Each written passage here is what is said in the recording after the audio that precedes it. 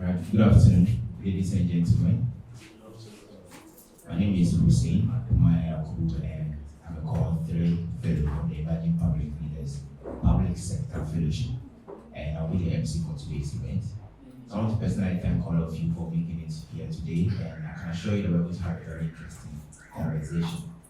I've been in touch with the participants, and they have proven that they are ready. We are going to have a fun time. I'm glad it's going. We are going to share black. Anyway, so without much ado, I'd just like to quickly introduce our special guest for today's event. She is a trained journalist and has multiple postgraduate degrees in social policy studies, digital marketing and democracy, governance and leadership. She enjoys pulling together networks of problem solvers in different communities to bring lasting solutions to development issues. She is the country director for Emerging Public Leaders of Ghana, where she takes over, she's responsible for strategic development and programmatic leadership. Please, ladies and gentlemen, help me welcome Madam Juliet A.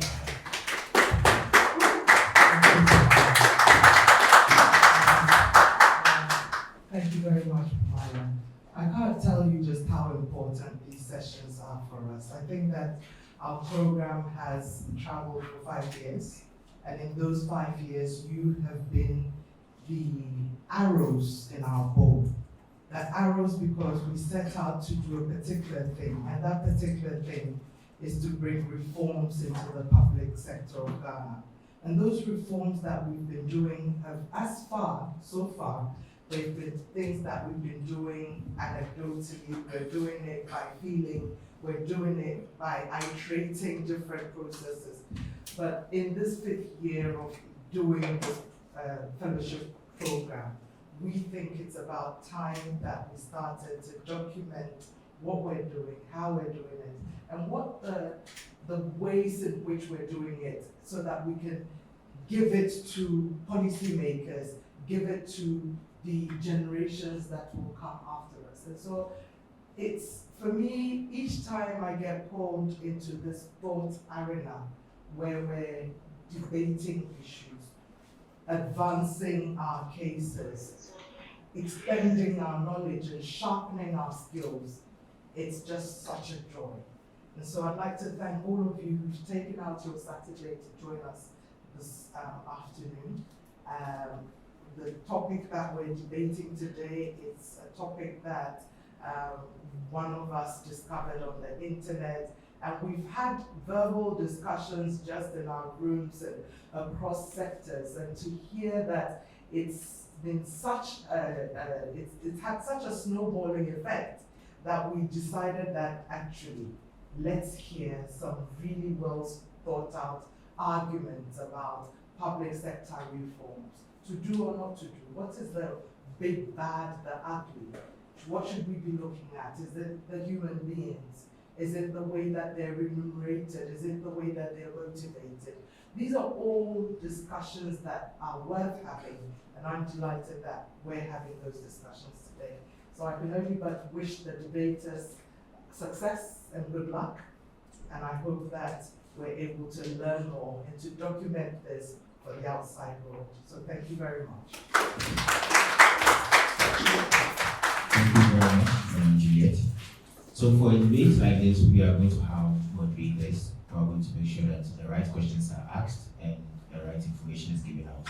So I'll quickly introduce the moderators for today's Thought Leaders Arena, edition 2 or version 2 or 2.0. Then we'll take it from there. So I'll start with Mr. Emmanuel Saki. He is an analyst at Ghana's Ministry of Finance, and he's an alumnus of EPL Ghana. He is currently the financial controller of the Emerging Public Leaders Alumni Network. Please let's welcome him as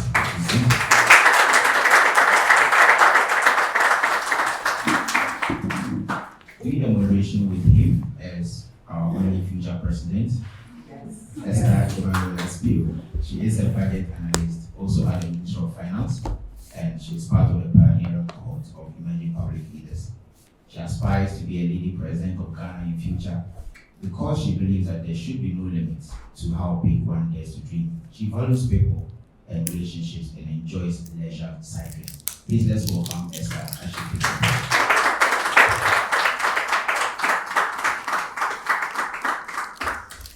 So at this juncture, I'll just hand over to them while they will read the rest of the program. I wish them luck, and we shall be this like now. We see the glass share with you. Hi everyone, and welcome once again to our 2.0 edition of the Thought Leaders Arena. It's our pleasure once again to be moderating this session, and we are looking forward to having an exciting time with each and every one of you. So to begin with a brief background to the topic for today, which is, does the Ghana Civil Service need reforms? As we are all aware, this is a safe space for fellows to actually argue out some of the observations that they've made in the service in their line of work. And as emerging public leaders, these discourses are important because we are the future generation and we are the future leaders. We are going to be the next chief directors, the next ministers, and the next future presidents. So it's important that we have such discussions and then document them for future references. And it was interesting to chance upon an article by Professor Martin Williams from Oxford University on whether Ghana Civil Service need reforms. And along the line, we were even able to have conversations with him on it and about what went into the case. So adapting this case today and having to debate it once again is exciting. And we want to find out if we can have solutions, concrete solutions, and if possible, we can put together policy documents to some of the questions that were raised by this case. And so in a nutshell, that is basically the background for this case. Ghana Civil Service has had a number of reforms, and in our own small ways, we are going to evaluate it and look at the next steps and the way forward. So thank you very much once again for taking time to join us, and let's have a wonderful session. Thank you.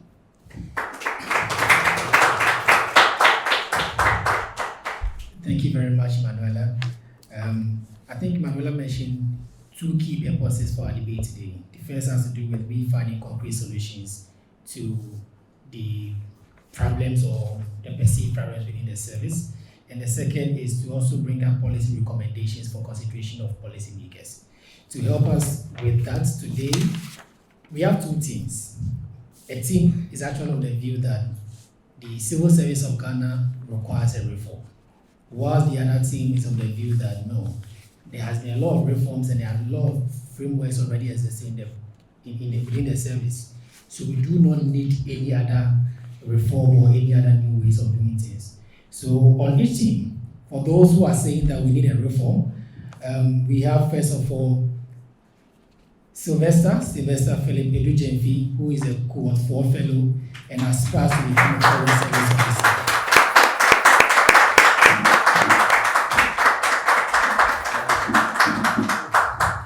So Sylvester currently works at the Office of the President, and I just would like to ask him, so Sylvester, I mean, why a foreign service officer whilst working in the Office of the President? I should be thinking that your aspiration perhaps should be the next president or something like that, but foreign service officer in the Office of the President. Thank you very much for the question. For me, representation is very important. You know,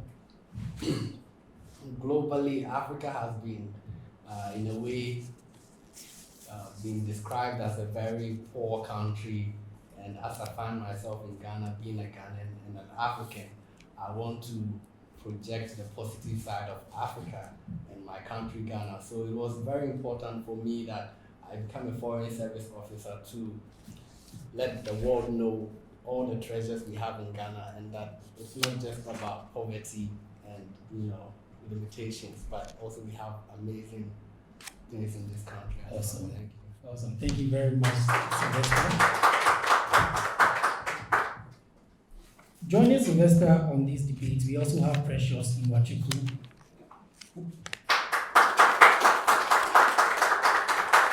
So Precious is a member, he's also a fellow of the Emerging Public Leaders Cohort 4 fellow, and is currently their president.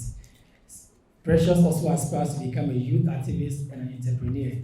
So, Precious, entrepreneur in what field? Okay, so firstly, as a person, I encourage people to be open and to grab opportunities. And so whatever talents or skills that they have, I believe whatever they are doing, they can always monetize what they are very good at. So it's not specifically one type of business, but whatever skills or talents you have, you can really make something more out of it. Thank you very much, Precious. Monetizing your skills. That's a good one.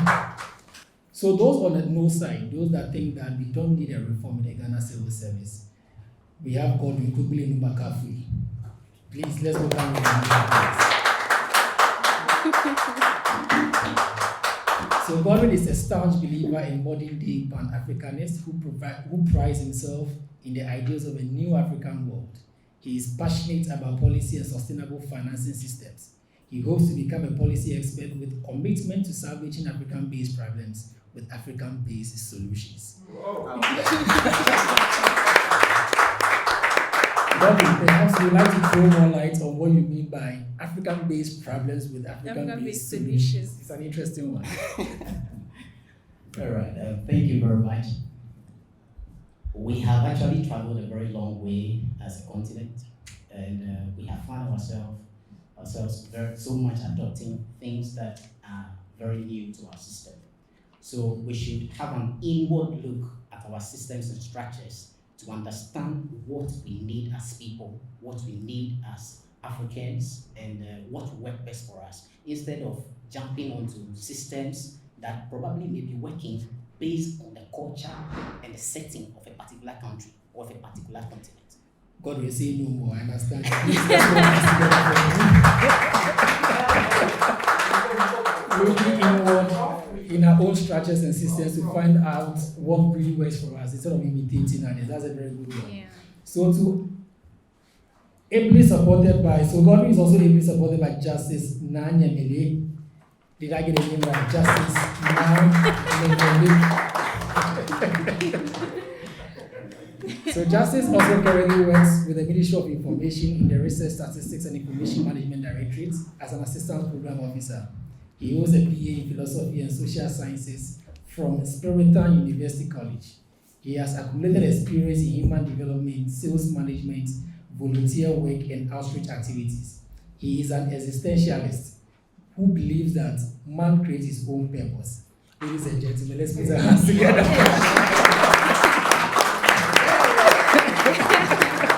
So I would like you to first of all explain to us what does it mean to be an existentialist, and then what problem do you think, what purpose do you think we can create for ourselves today and on this arena? Yes, so thank you very much. Just as you already said, I studied philosophy, and existentialism simply means that man becomes the center of the universe, and you are responsible for everything that you do. So you are not born with any purpose. You come to this world to discover yourself and find purpose for yourself. So whatever that you are doing, it's not as if somebody brought you on earth. It's not as if you are being influenced, but rather once you find yourself in society, you have other resources available where you can take advantage of to create that purpose. So purpose is not given to you by your nature or by your creator, but you create that purpose for yourself. Thank you very much. Justice. That's a good one. Unfortunately, on the thought leaders arena, we have a purpose already. It's a platform for fellows by fellows, and to be a leading force in shaping and driving policy and then public service delivery. Ladies and gentlemen, this venture I will hand over to Esther, so we actually start with the debate. Thank you very much, Saki. I think our panelists deserve a round of applause. Very interesting biographies, and then it gives us an idea of what to expect in the real debate. So let's just dive in. By way of introduction, I would like each of you to first of all tell us what are reforms in the first place, and we would like to take views from each side, so one person from each side. What are reforms? All right. So thank you so much. Reforms basically are improvements on existing systems. And if there is something that is not working as it should, the assumption is that we should be able to find solutions to the existing problems, or what is making the system not to work, or what is making a particular thing not to function as it is. And then we have to propose solutions to that. So that is more like you are improving on what is already there. Okay. Thank you very much. Slide 18. So reforms are basically the changes that are made to improve and strengthen systems, procedures, cultures, etc. Okay, thank you. So from both of your submissions, it's clear that reforms come about because, first of all, there is something that exists, but there is a challenge. And so there are reforms to actually improve performance. Right? Yeah. Okay. Now, I would want to understand, in your introduction, we were addressed or were informed that you are for the motion, you are against the motion, and therefore. So can you kindly explain to us in summary why your stance? Why are you against reforms in Ghana civil service? Yeah, so just as the definition went, so reforms also, it's not just our improvement. There can also be a situation where that thing does not exist, or it is not working. So you are bringing something new to base it, so you can achieve the value or the result that you are looking for. So my brother and I have had advantage to have experienced 2 decades, and then more than 2 decades, right? And we get into the 10 decades. In Yes. this world, Yes. 2 decades in this world. Okay. Yes, and then we have seen series of reforms since 1967, from time we gained independence till now. And one scholar said, Albert Einstein, that it's insanity for you to think that you can keep on repeating something with the hope that you get a different result. So we think that the Ghana that we see today is not what we're looking for, except to say that all of us sitting here are happy, or the development or the progress or the growth that we're looking for is what we see now. So we think civil service is the engine of government, and that drives change and brings about development. And if from time immemorial we have been doing reforms, but you're not getting the result that we are looking for, we think we need something new. That's why we are saying that we don't need reforms. There's something that we need to try, and that hopefully we will get to where we want to get to. Thank you. It sounds intriguing, actually. I want to hear what exactly this new thing that Godwin and Justice are proposing as apart from reforms. To Precious and Sly, can you give us a brief summary of why your stance? We believe that there is need for reforms, because reforms in the civil service, basically because you have to understand that the civil service falls part of government, right? And in government there is bureaucracy. And as we rightly define reforms are the tools that we need regardless. There are many practices that we can go by, but we always look for best practices. For example, in government, you can take a gun and start a coup and change the government. Result achieved. You can take the people and they will vote and change the government. Result achieved. But you have to understand that in government, reforms are always the best way to go, and there is precedence even to that we've had reforms in Ghana civil service. So if you tell me that aside reforms there are any other ways to improve the service, I believe that other way would be unconstitutional. Thank you. Thank you very much, Sly. I would like to hand over to Emmanuel. All right, thank you very much, Esther. So I think Justice and Sly, you've actually propounded some interesting arguments. So I think, Justice, what you are saying is that there have been a number of reforms dating back as long as you can actually remember. But you're using your entire life on this and not your entire life on the service. I just want that clarity. 2 decades on this, not 2 decades in the In the civil service. service. All right. But you are saying that these reforms hasn't yielded the result that it needs to be, so we need something new. Tell us, what is your experience of the reforms that has taken place within these years? What is your experience? What do you really make of it? And what new thing are you proposing this time around? All right. That is an interesting question, actually.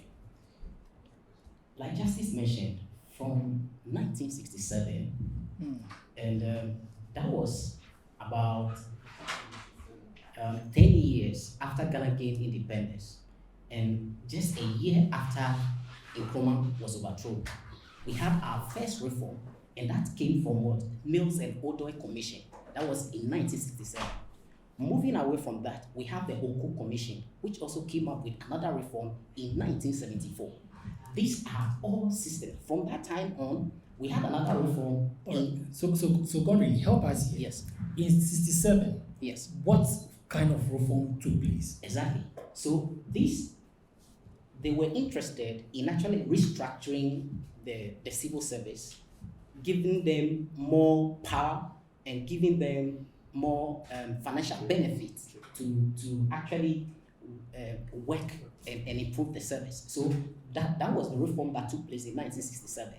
In the Oko Commission also in 1974, we had another reform which established the Secretariat, the Management Division, and the establishment of the unit of the Office of the President.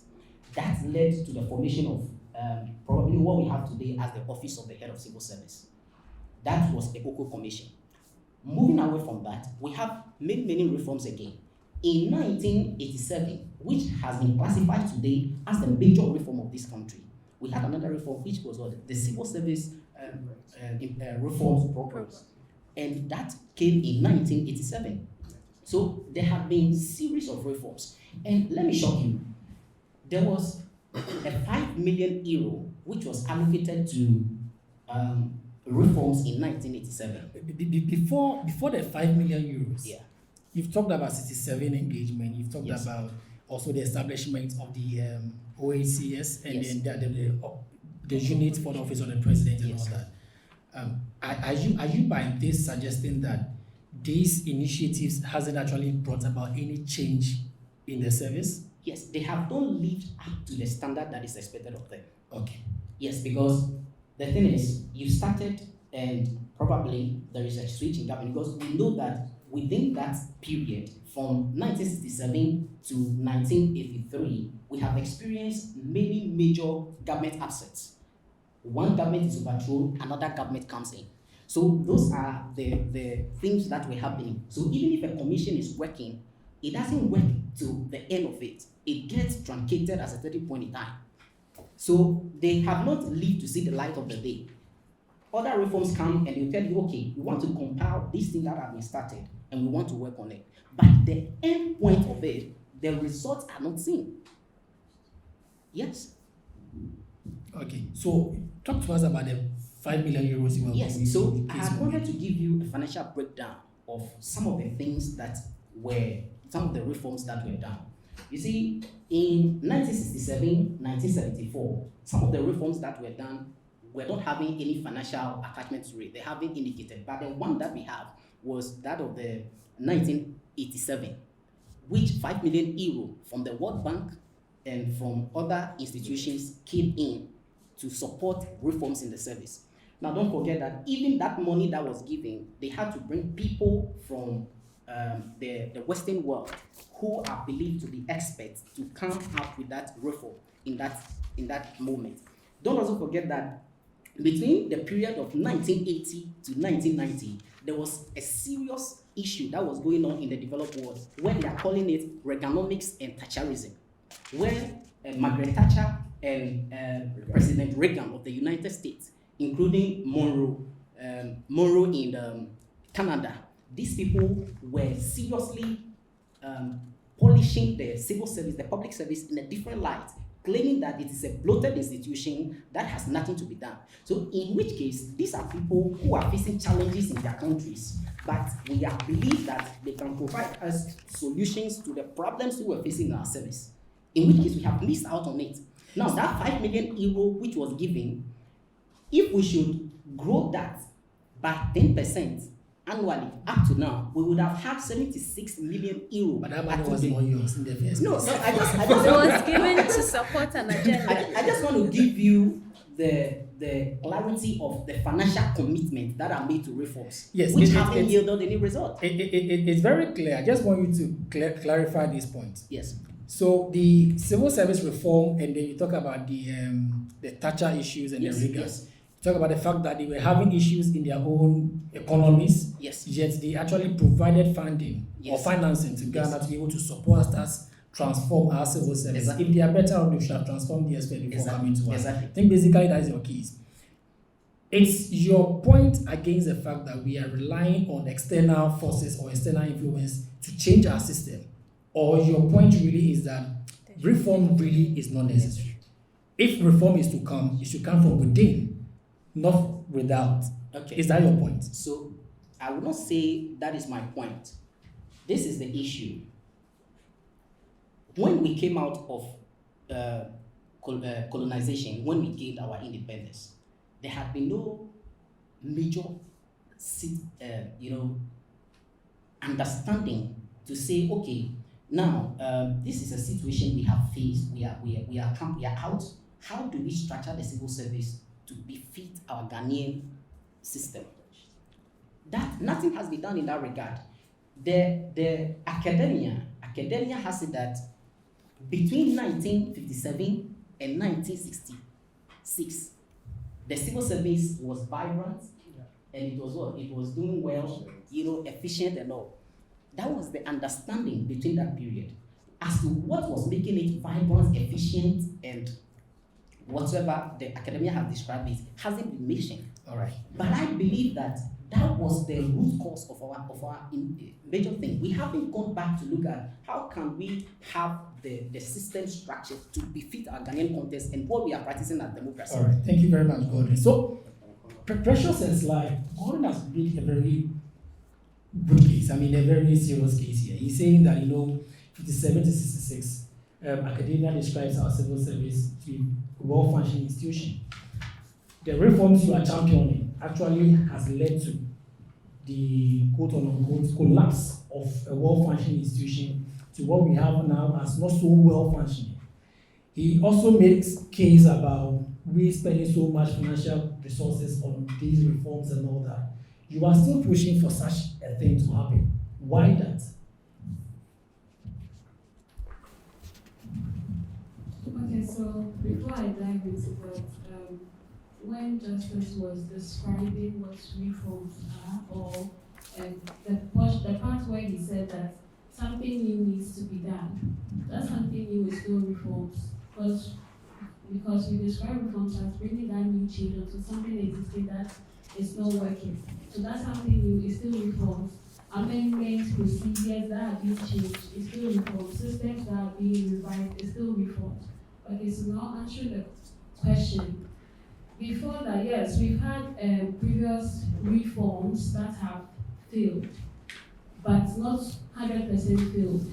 In those reforms, there were portions where some parts were actually productive and some were not. And we are not saying that we should pick the whole thing and bring it back here because things change. Culture is dynamic. We are moving on. Technology era, contemporary times, things are changing. What we are saying is we need to look back at those reforms, pick what worked, leave out what didn't work, and try to fit what worked into this context, this present context, because things are changing, and see how it would work for us. But if you are saying that we don't need reforms at all, then the civil service is going to remain as it is. And currently everyone, or should I say majority of us, are already complaining about how inefficient the civil service is. So if you are saying that there shouldn't be any reforms, then things are going to remain the same. And again too, like you already argued that in the past, things didn't work out and etc. That's why practice makes perfect. We don't need to pick everything. Look at what works, try to fit it in the present context. If it doesn't work, we still change it, but then things change. You can't say that you are not going to have reforms because it didn't work before. You don't know exactly the specific context they were in at that time and the challenges they had to go through. Things are better now as compared to those times, so you can't really compare now to then and say that we don't need reforms. All right, thank you. So, Precious, if I'm getting you right, the first point you are making really is that things change. I mean, things are not static. And the service and even the way we go about our work keeps evolving. So it's important that at each point in time, we need to be able to consider how do we improve on our work. And so long as you bring about any form of improvement, which is different from the existing structure, it is a reform. I get that very well. You're also making the point that with each reform that was introduced, you are saying that it was to solve a particular agenda or a particular problem. So currently you are pushing for civil service reform. What really do you want to see changed? Okay, so I think one of the major problems that has been there and the main purpose for the previous reforms being effective is to improve organizational culture. That is into bracket, putting into context the behavior of civil servants and also the procedures and systems that are being effected in the NDAs, the ministry departments and agencies. But yet again, we also need to consider the welfare of staff. Because if you really want to change their attitudes, you really need to make sure that they have the necessary resources that they need. They need to be put in the appropriate conditions to be able to effect the change or to be able to... So, Precious, I'd like you to go deep down here for me. In necessary conditions, break it down. Talk about them. Is it money? Is it increment in salary? Say them. Don't summarize it. Let people let our viewers and the policymakers know that we are talking about this or that. Don't sugarcoat it. What are those necessary conditions you are talking about? Maybe examples. Examples. One or two examples. Okay, so I'm saying it from experience. That's fine. But I'm not going to mention where I work. No problem. There are some office spaces that are being crowded. Literally, both the bosses or the senior officers have to sit in with the junior officers, and it's just crowded. Sometimes you have to turn yourself to be able to get to a seat, or someone has to get up or move for you to be able to sit down.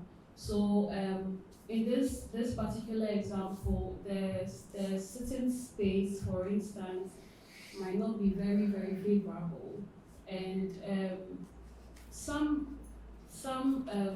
I have heard some officers complain that the remunerations are not very good for them because they have families, etc. Are they good for you? It's not a civil Okay, so I don't want to really personalize it because I just want No, I just I'm just asking, yeah. Okay, so I think that with remunerations and with the kind of work they're expected to do, there should be a balance. They shouldn't be overworking and getting, what might not be enough. And even with now, we all know how prices have shot up. Precious, the government statistician, I think it is one of his latest work, he reported that public service servants are overpaid.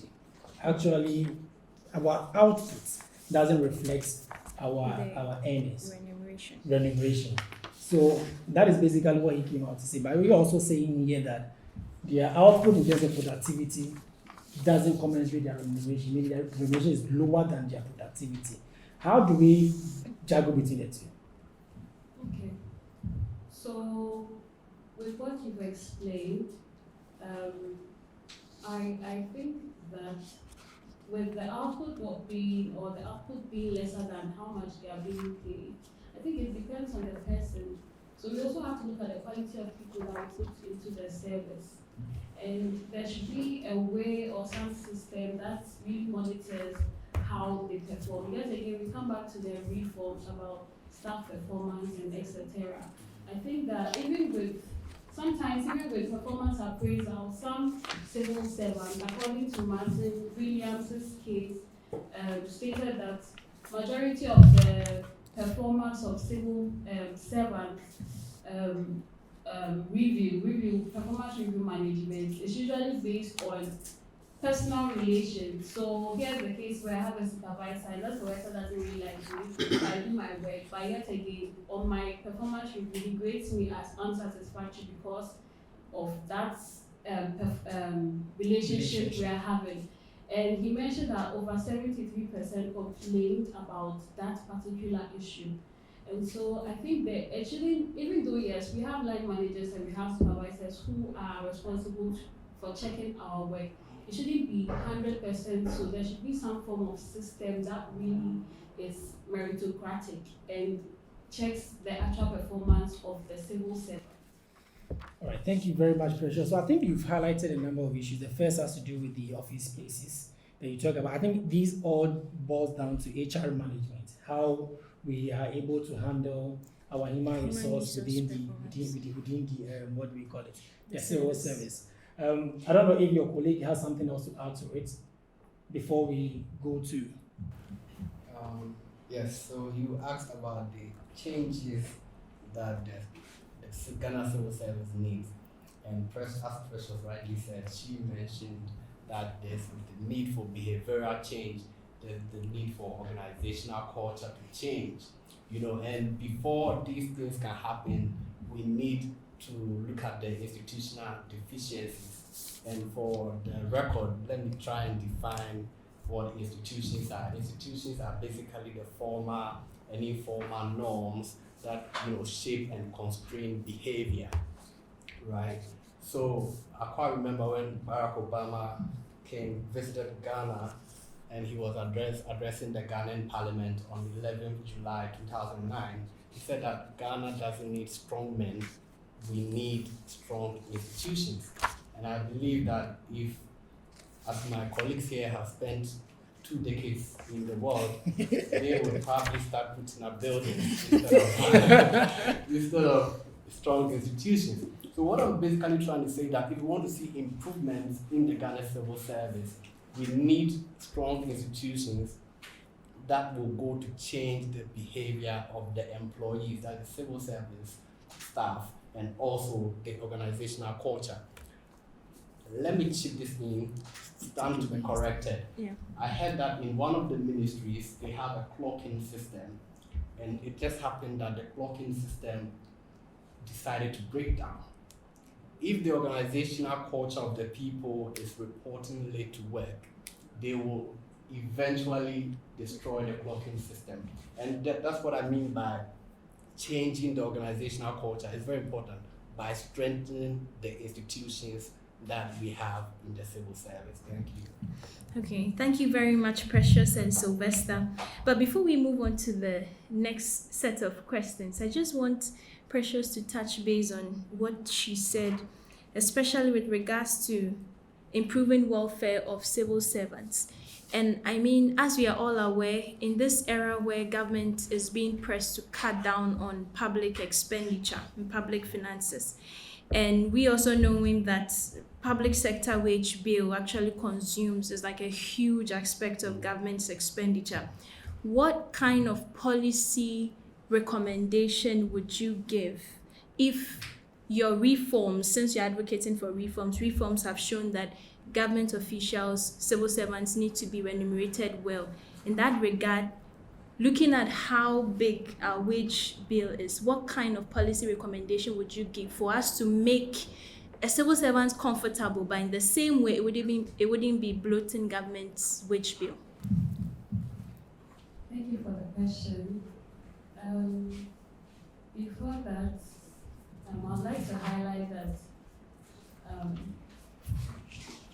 currently we all experience the surge in prices, the inflation rates of things. Like you could buy something once a week today, and after some time it just increases. And then we can all testify to the fact that within the past year, prices have really inflated.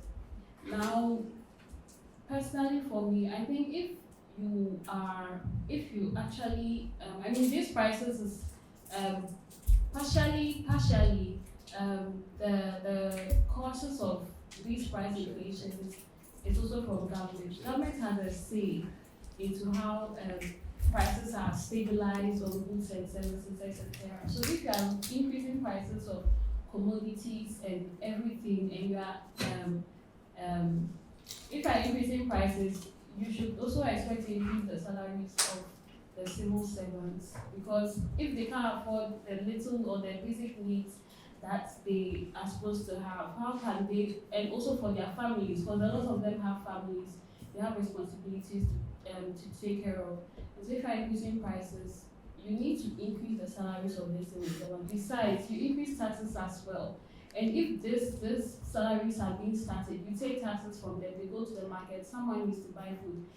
Common beans, now beans, the lowest price now is like 8 cedis or 7. Okay, so if we are getting you right, you are saying that government should introduce subsidies. So government should be the one absorbing all of the costs that are currently on the markets. Anyway, so still on policy recommendations, how do we ensure that civil servants actually buy in the reforms that are proposed? So recommendations that come from reforms, how do we ensure that civil servants, you get the buy-in of civil servants? Because you're advocating for behavioral change, and you're also advocating for institutional reforms where the institution should be made to work. So if that is the case, how then do you psych the civil servant who has been used to a particular way of life to now adapt to the changes that are being proposed? Sylvester? Yes, thank you. I like that you said, how do you psych?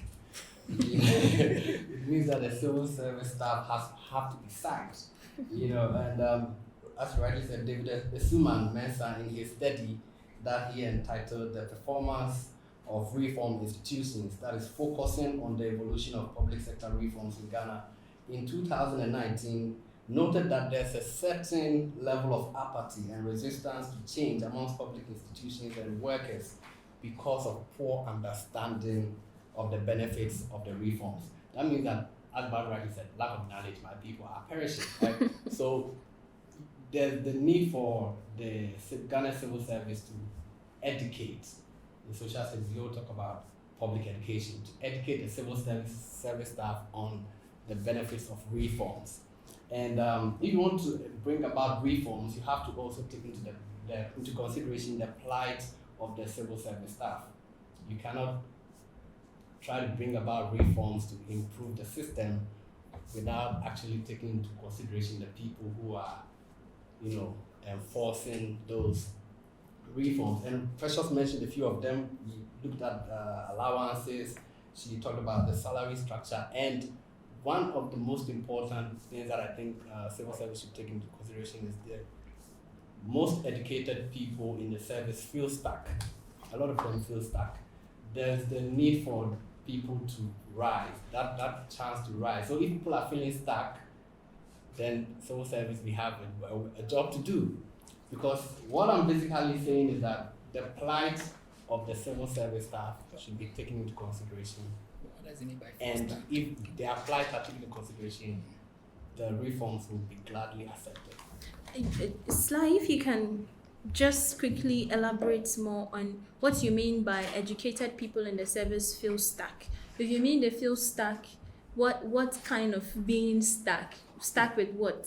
Is it that they can't implement the ideas, they can't bring to bear the experiences? What specifically does being stuck really mean?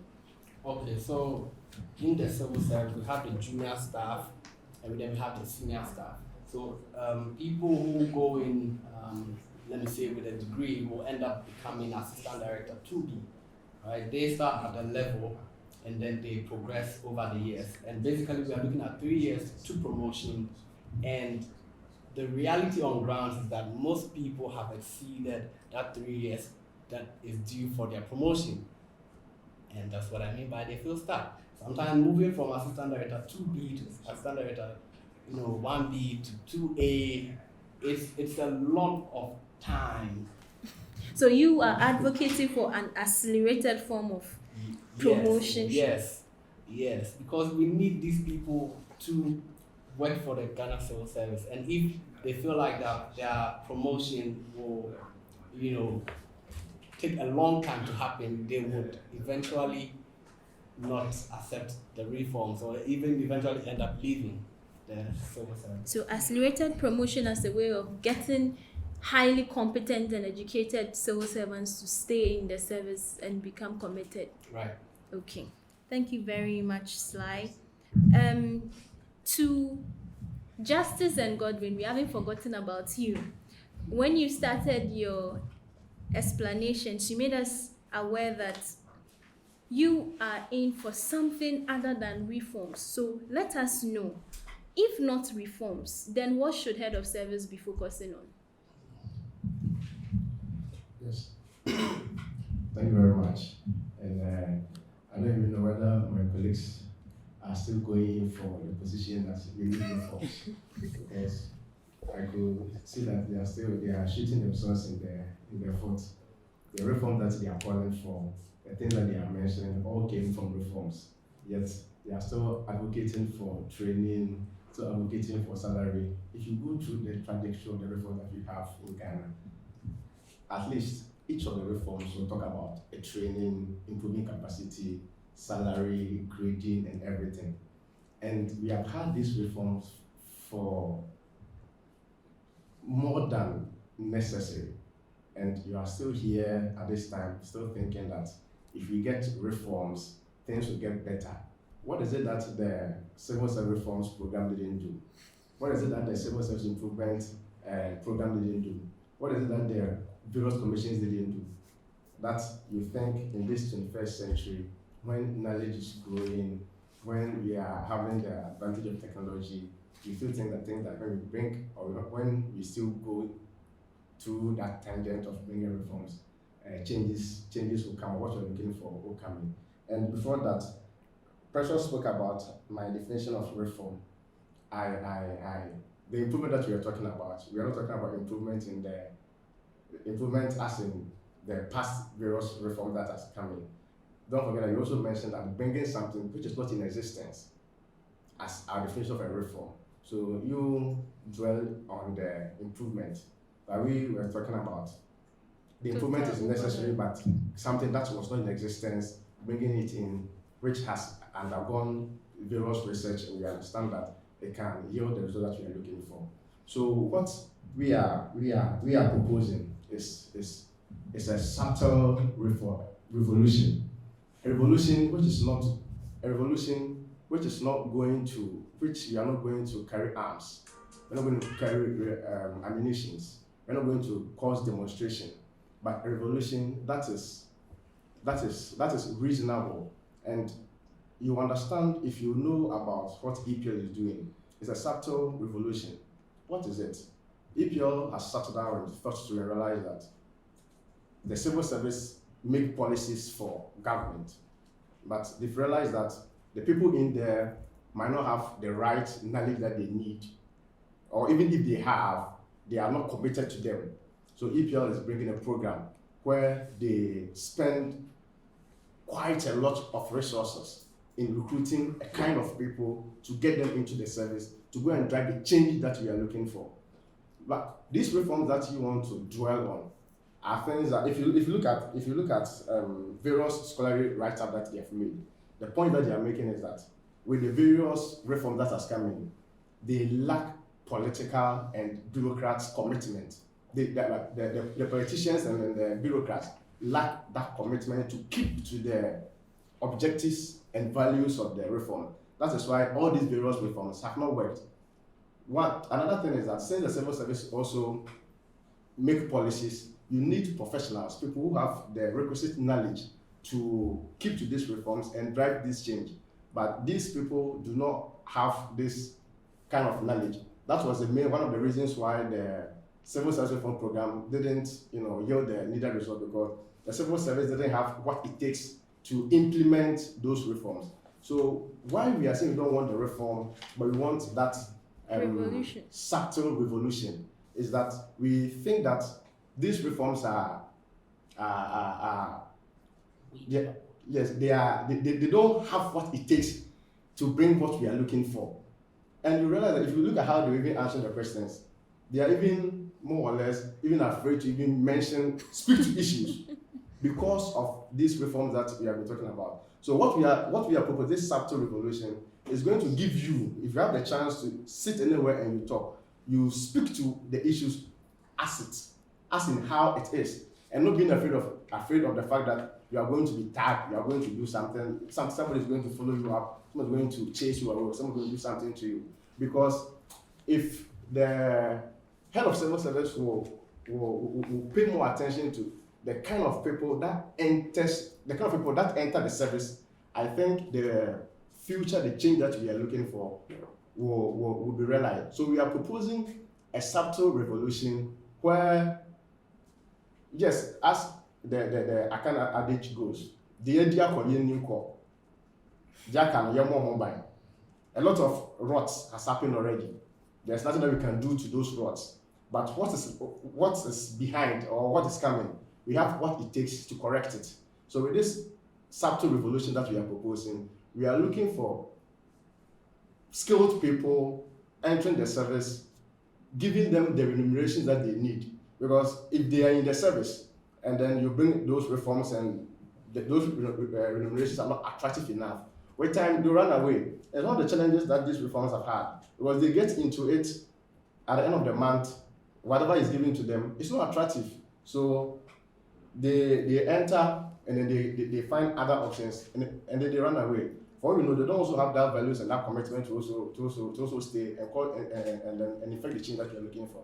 So with this, our subtle revolution, it will bring the efficiency that we are looking for, the development that we are looking for, the growth that we are looking for.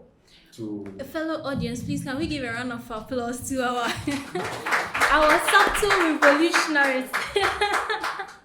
Okay, so Godwin, can you actually elaborate more on this subtle revolution that we are talking about? We understand that your focus is on the kind of people that should be recruited into the service, but a lot of questions persist. These people, who would manage these people? And what kind of systems would govern these people? So in actually adapting your revolution, what measures have you put in place to ensure that it isn't dead on arrival? Because the system is already being managed by people who have existed post-reforms. So how then do you push your revolution? Thank you very much. And with what Justice said, it's just one component of what we are looking at. Interesting. It's just one component of what we are looking at. Because, you see, if we want to have, we need to reorient the service. That is what I'll call it. We need to reorient the service. And reorientation of the service wouldn't come by having a book, a pen to paper reforms. No, we have seen that well-couched reforms written, and when you read it, you'll be convinced that if that happens, there will be a massive improvement in the service delivery. But these pen to paper reforms have never, taken us anywhere. So there is a need for us to have a reorientation of the service. If I say reorientation of the service, this is what I mean. As of now, the service has an upward-looking trajectory. Upward-looking trajectory in the sense that we look at things more from, we are doing this to satisfy the government in power. We are doing this because we are to serve, the government in power. The service is not people-oriented. People-oriented in the sense that we want to focus on what is going on in our communities, what is happening in our communities. You see, the reason why there is a deep sense of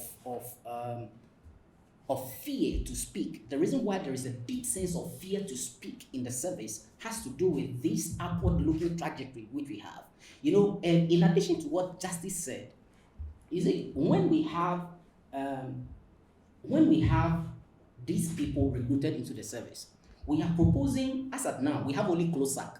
We are proposing a youth wing of the service. A youth wing of the service where, just like EPL places people into the service, we could have a network of other people who want to be part of young civil service professionals.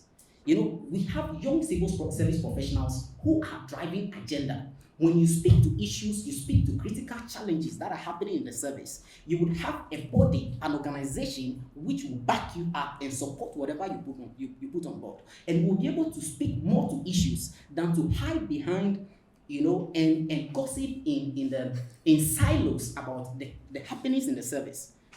You get it? So we don't need people who will put pen to paper. We need people who will form that coalition of young people who will form, who walk their talk, exactly, who walk their talk and can drive whatsoever agenda they have on their list. So if Justice and I are in the service and we are about 20, and we know that we are committed to a certain change, we know that a lot of people inside their heart, they want to change something in the service. They are not doing what the service is supposed to do, but they do not have the mouth to talk. But if we have this young wing of civil service professionals, once they put them into the service, we have this coalition, about 50, 100 people, a well-recognized institution that is driving major reforms. We want this to happen. We want this to happen.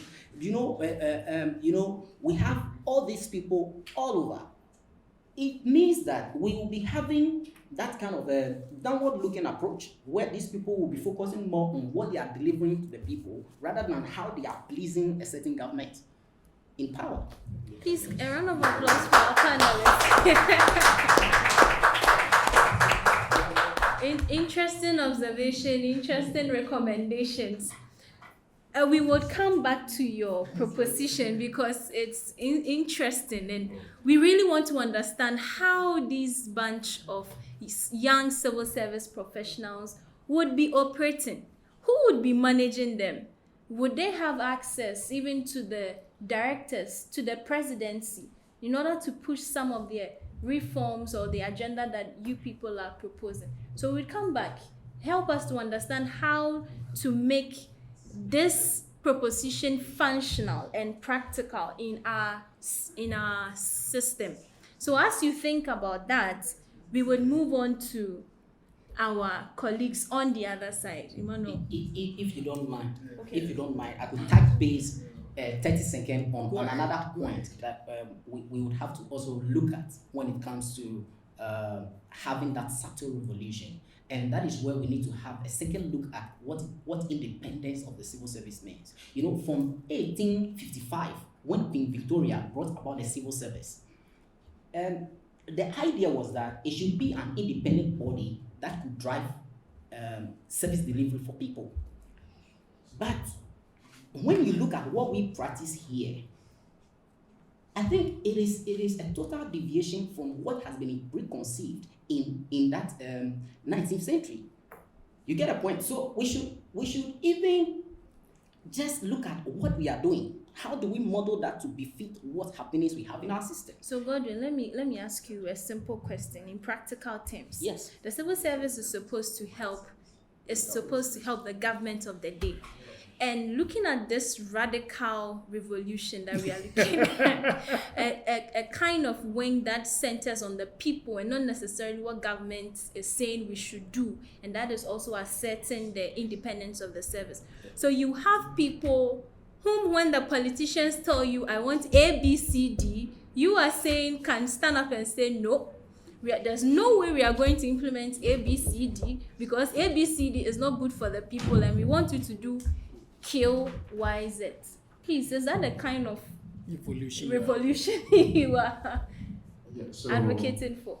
Not necessarily, but we have had the chance of attending meetings where when politicians suggest something, whether good or bad, you see civil servants putting their hands together and smiling on in their head, they think otherwise. So we are looking at establishing that institution. I think you will talk about the independence of civil service and NDPC and other things. We are looking at where a civil servant can also suggest to the politician or to the government that yes, whatever that you have is good. Maybe your feasibility study is not well done.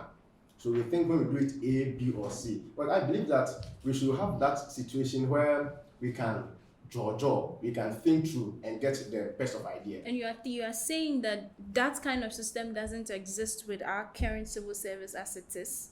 Of course, because there are so many, that is why we have policy gaps. Because sometimes you meet, there are colleagues studying development studies, talk about, in policy cycle, there are so many institutions that are supposed to come into play. But as to whether that is the ideal, but as to whether that is what is happening in practice, you and I, we are yet to find out. Please, a round of applause. A round of applause. It's getting interesting. So we'd like to hand over to our colleagues from the other side of the table. All right, thank you so much, Esther. So I think it has been quite an interesting conversation, talking about the status revolution and all. So we will come to you, but Precious and Sylvester, you actually proposed behavioral change. We talked about the fact that there is a need for us to bring in a new form of reform that will rather focus on the people, that will reorient them, and that also will lead to they accepting the policies. You talk about, I think David Esuman's research about why people do not really accept most of the reforms that come by, just because they do not feel part of it. With all these things that you're actually asking for, including the salary increment, I think Esther made a case about the fact that when you increase salaries on the side of public sector workers, it has a direct relationship on the side of government wage bill.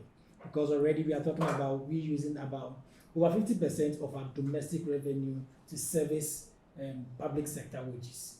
So with this you are talking about, where it is your reform that you're talking about centered on staff welfare, how do you think we can actually fund this?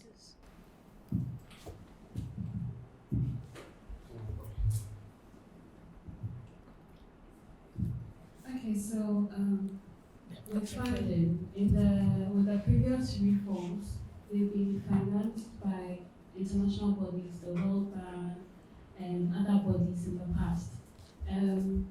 We could reconvince, or we could still propose that same initiative to them. But yet again, we don't really need to rely on those funds.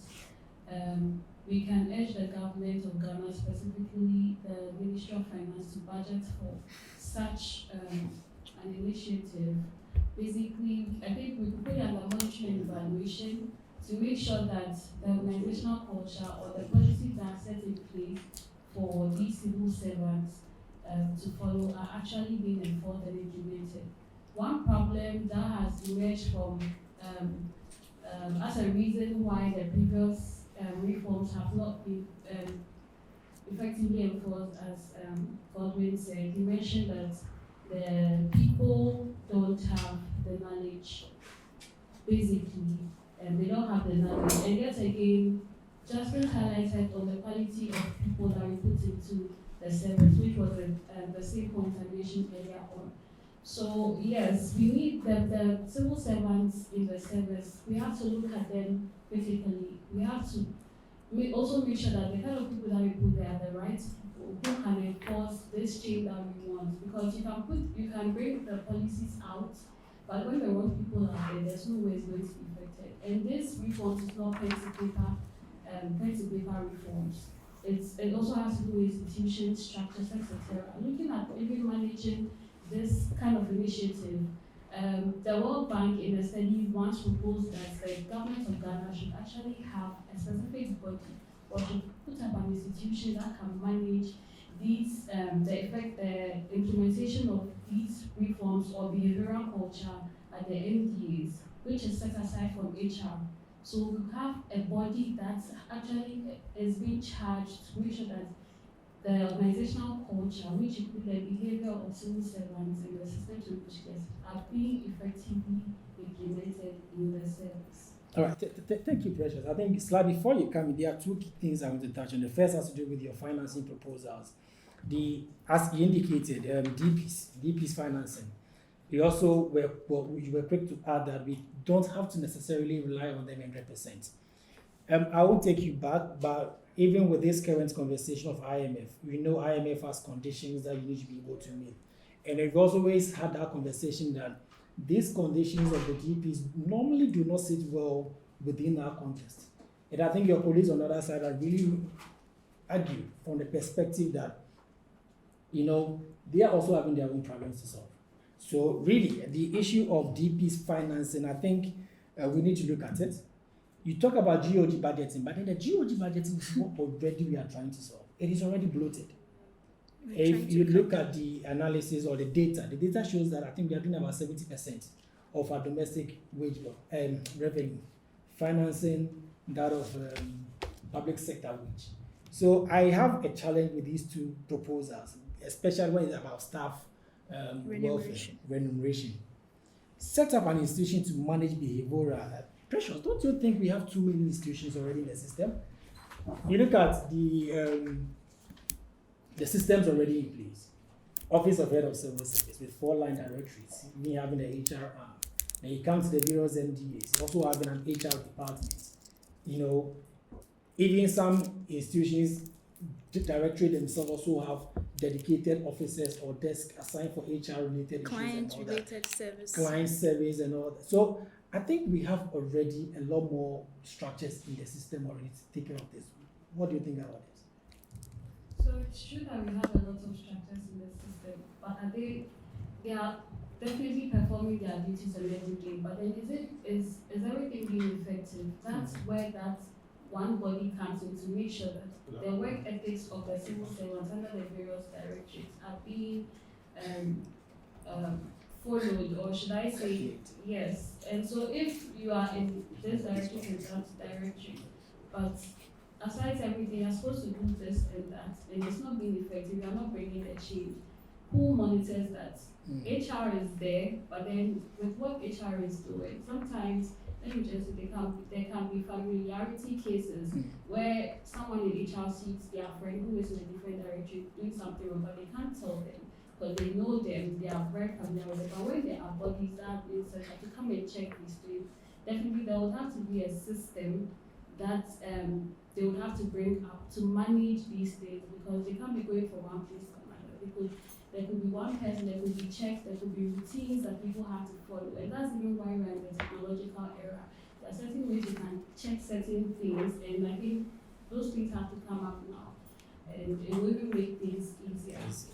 Right, thank you very much. I think Sly, you wanted to add something to that. Yes, thank you very much for the opportunity. Can I respond to what my colleagues mentioned? Yeah, before you respond to that, I would like you to add yes, the conversation I had with the recommendation that you are proposing, staff welfare, about reorienting people, about making sure that people are being carried along, graduated in terms of promotion that you are talking about. It all has to do with cost. Promotion doesn't just come. You need to be sure that when you promote people, it leads to salary increment. So it's not like automatic as the cases. So you are proposing all these things to be done. How do you think governments can finance these initiatives? And I think Precious also added the setup of a body that will coordinate the activities of all HR managers or HR directorates within the civil service to ensure that, behavioral change in the service is being adhered to and followed. How do we finance these things? So if you remember, when we were speaking previously, we talked about the fact that there's a need for reforms, and that reforms are very important. And we can look at the 3 major reforms that happened in the Ghana Civil Service, the Civil Service Reform Program, right? 87 to 93, we look at the Civil Service Performance Improvement Program, and that is where we got the £5 million,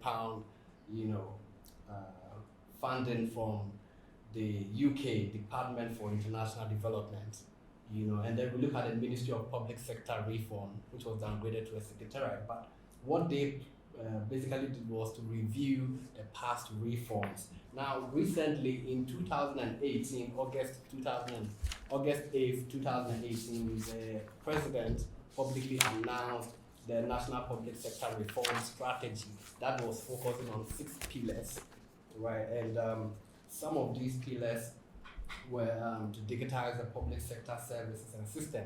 And on that, we can look at the clocking system, we can look at, when we take the MDAs, that's the ministries, department, and agencies, we can see the passport office, going online, applications are online, the harbor, all of these are four parts of reform that have been, instituted. That has also led to the bloating of our public sector debt. Well, I would say that it's a necessary Evil. Yes, because we cannot compromise on quality, and Precious mentioned about, she mentioned on the monitoring and evaluation. If we are to ensure efficiency and accountability, we need a specific body that would be in charge of monitoring and evaluating all of the practices that we have, because, well, as we all know, the OECS will make sure that performance appraisals are brought, to their end. They go through before people are promoted and all that. But we need a body that will check whether these reforms, these structures, these institutions that we have put in place, are they working? And yes, we have, the policy planning, budgeting, monitoring, and evaluation units at the various ministries. Yes, we do. But we need a central body that will check on these units.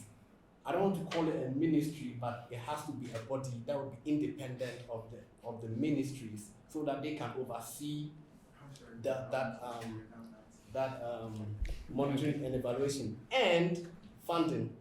Precious rightly said, the Ministry of Finance has to integrate the monitoring and evaluation as part of their budget, and so that when the reform funding that we got is exhausted, our monitoring and evaluation can still go on. Unlike the past reforms, where when funding from the donor partners is exhausted, the reforms come to an end.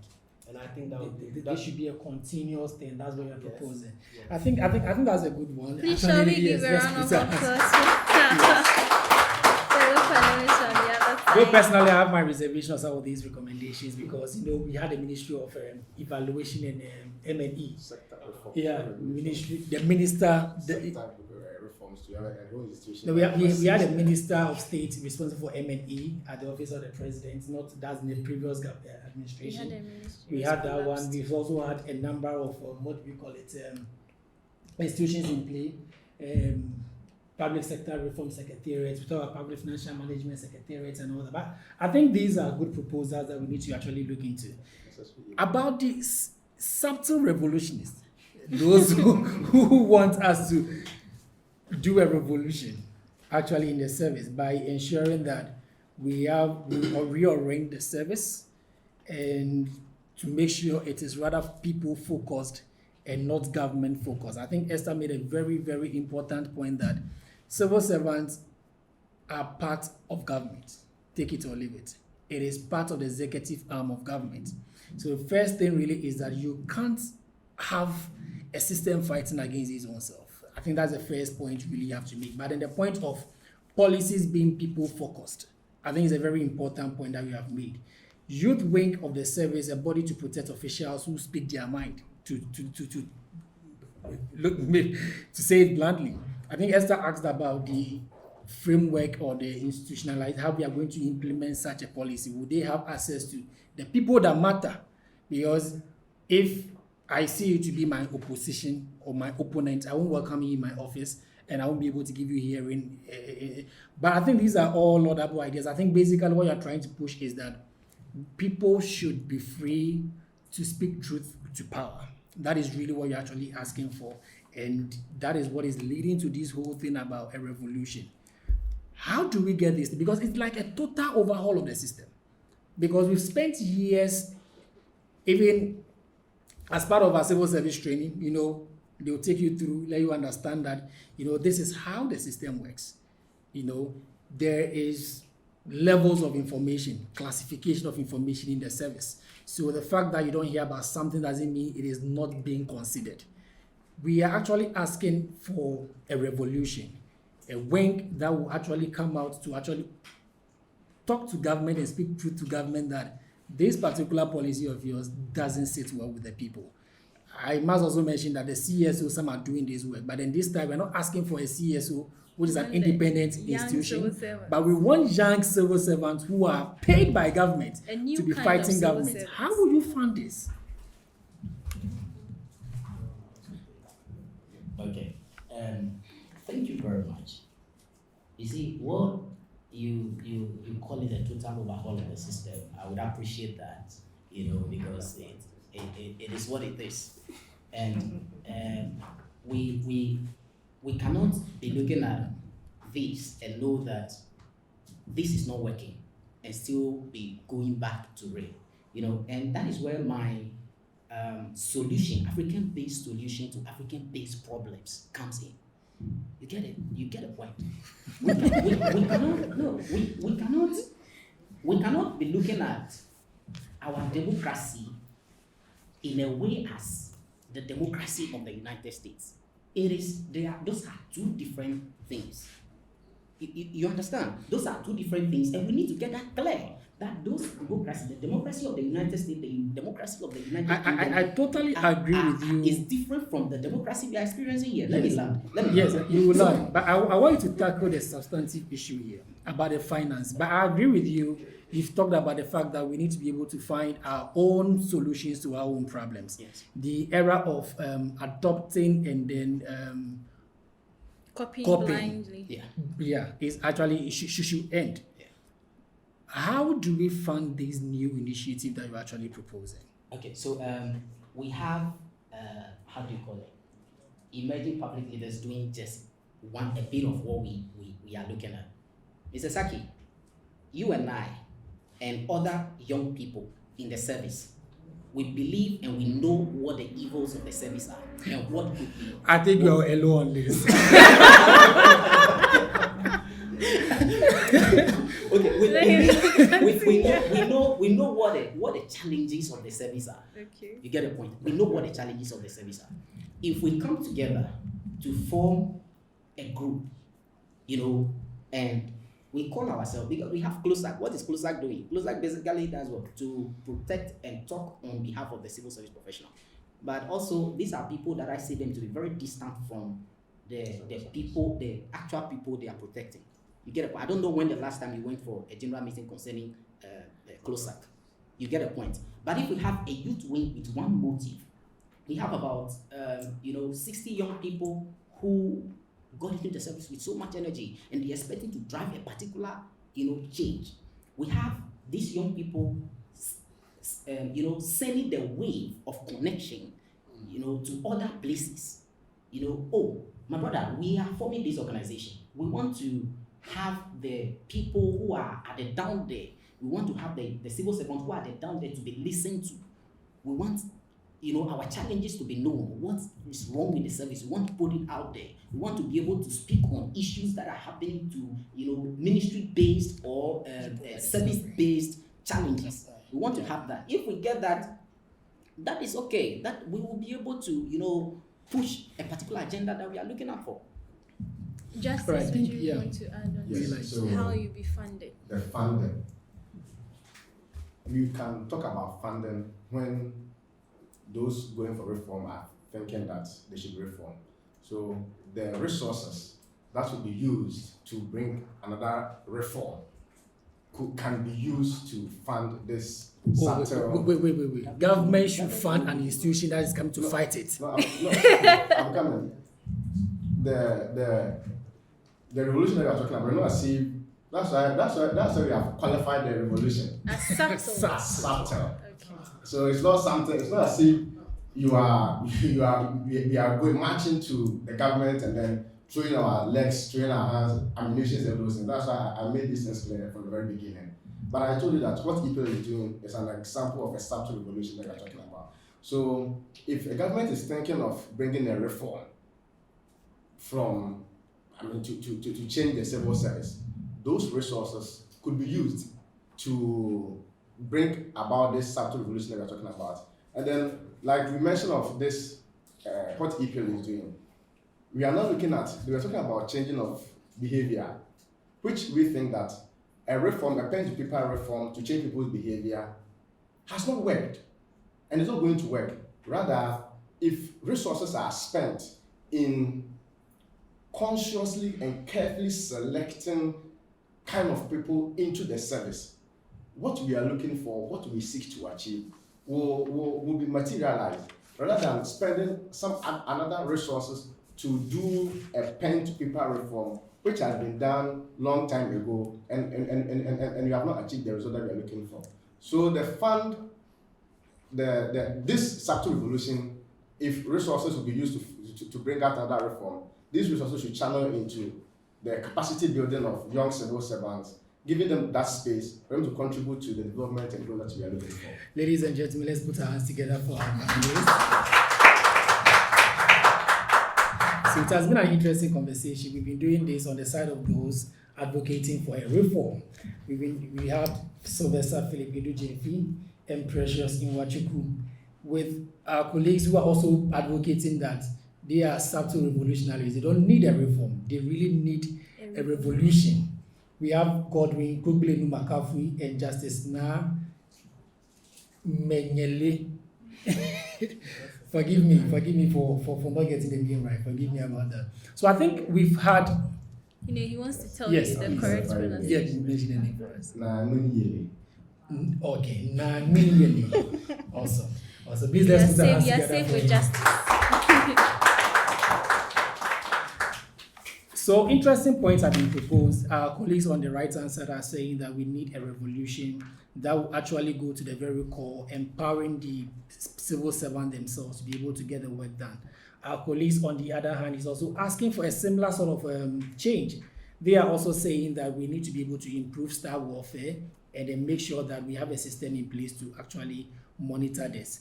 I think we are actually about wrapping up. I will hand over for my colleague Esther to give us a wrap of all the conversation we've had, and then we'll take the last words from our panelists and we can call it a day. Okay, so thank you very much, panelists, for the insightful contributions so far. It's been an informative session, and I'm sure we are all learning, aren't we? Yeah. Like interesting insights. Thank you very much. I think in conclusion, we just want to find out, and this is you wrapping up your thoughts, all that you have said. We want to find out if the service we inherited from colonization, because in your submissions, you made us understand that the system as we have now is as a result of what we inherited from colonization.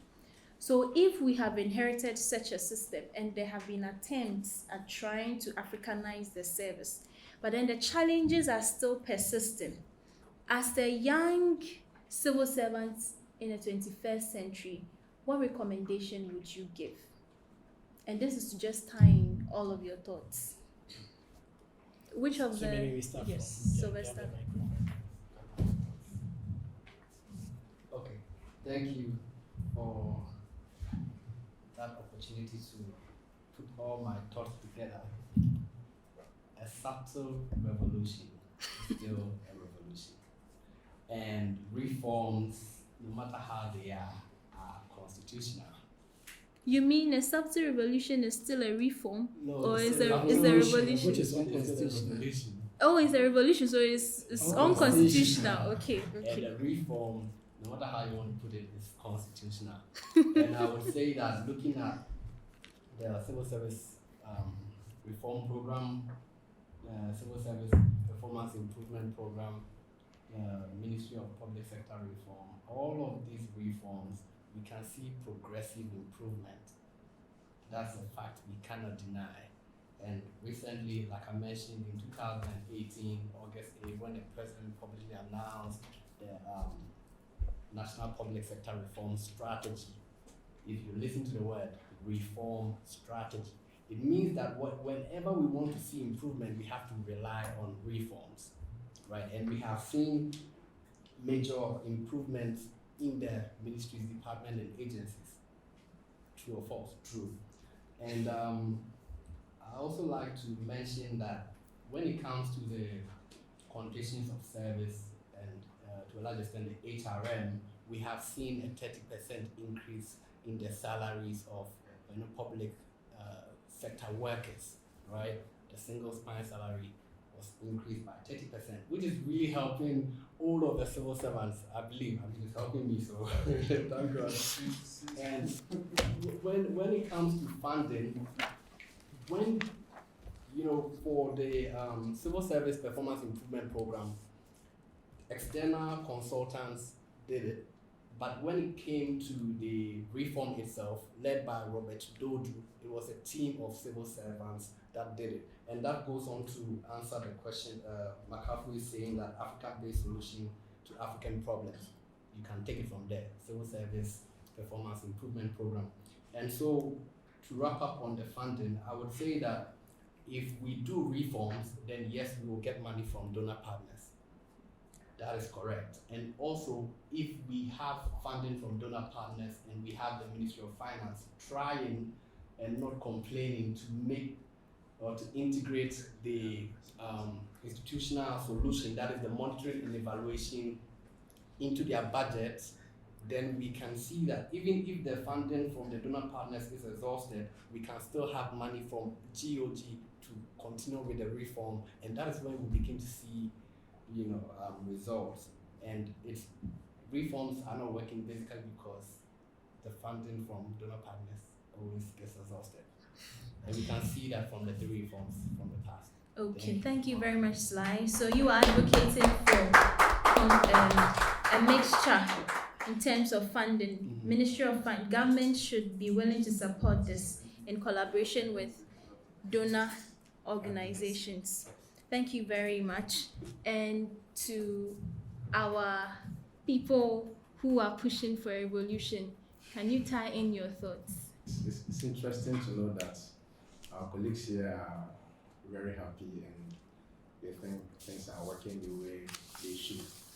As a result, reform is the way to go. But I don't know, when you go through the article that was written by William, Nana asked a very important question that he's looking forward to a civil service that his children will love to work in. So I don't know whether my colleagues here proposing reform, this civil service that we see is what they will love to work or their future generation also loves to be in. What we are saying is that we need to shake the system. We need to bring in some interesting initiatives that will, bring about the development that we are looking for. We got independence long time ago, and at this time I don't know whether whether we are really independent or we are still under colonization. So that's why we are thinking that reform has not helped us that much, but a subtle revolution is what we need. Talking about revolution being constitutional or not constitutional, I don't know whether it matters. But if you are to talk about the subtle revolution, the constitution will come to appreciate the impact of the subtle revolution and therefore give grounds for the subtle revolution to work to bring the change that we are looking for. So the work that EPL is doing, we are proposing that if other institutions will also come on board, take up this challenge, and the development that we are looking for will also be materialized. We need them to spend resources on the youth in getting them the right training, the right resources that they need to get into the civil service to go and cause the change that we are looking for. Reforms will not and has not and will not help us to arrive at where we want to get to.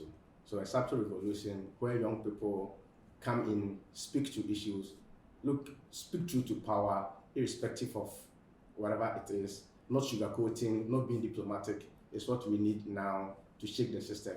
And Nkrumah made a very significant statement when the civil service, the civil service was not active as he was looking for. He said something that it amazes him that up to the present time, many civil servants do not realize that we are living in a revolutionary era. This Ghana, which has lost so much time serving colonial masters, cannot afford to tie it down to archaic and snail-paced methods of work, which obstruct expeditious progress. Civil servants, therefore, must develop new orientation, a sense of mission and agency to enable them to eliminate all tendencies towards red tapeism, bureaucracy and waste, civil servants must use their initiative to make the civil service an effective instrument in the rapid development of Ghana. That was the vision of Nkrumah as at 1960 thereabout. And now this is what we think will help us. We need something to shake the bureaucracies. We need something to bring the changes we are looking for. That is why we on this side think that a subtle revolution is a way to go. Thank you. Thank you very much, fellow panelists. It has been well said. I mean, the positions of the various stands have been well expatiated, and so we are very grateful for the views that have come up. By all means, we all agree that there's a problem that needs to be changed and that needs to be addressed. But the issue now is, how do we go about the change? With the remnants of the past civil service still lacking about from colonization, there's the need for us to Africanize it and adapt it to fit our present condition. So in that case, I'm sure this is something that all of us would have to think about and then give more thought to as we go about our daily activities as emerging public leaders. How feasible do we think that the change that we want to make can be? And today we have started the conversation, and I hope that we continue. So can we give ourselves another resounding round of applause?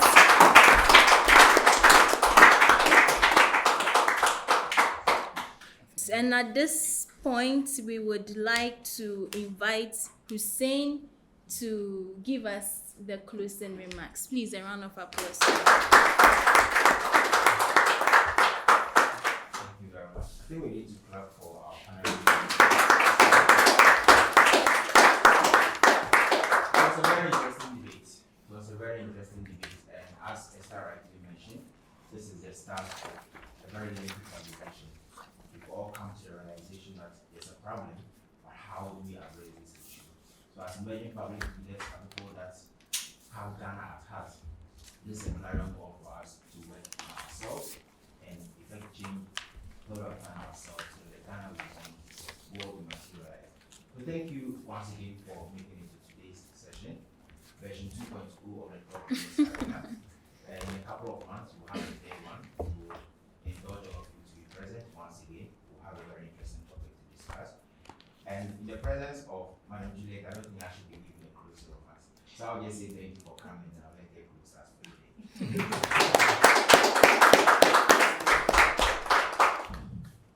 Well, that was really, really insightful, and I'm quite happy that we've learned how to put across our thoughts without necessarily getting into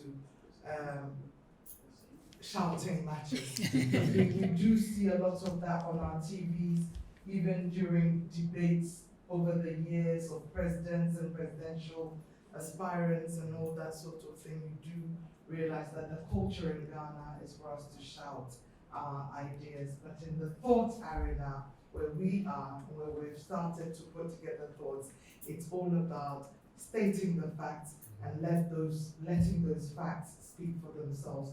So really grateful to the panel and really grateful to all of you for coming. See you, as Hussein says, Kumaya says, see you in version 3.0. Yes. Thank you very much.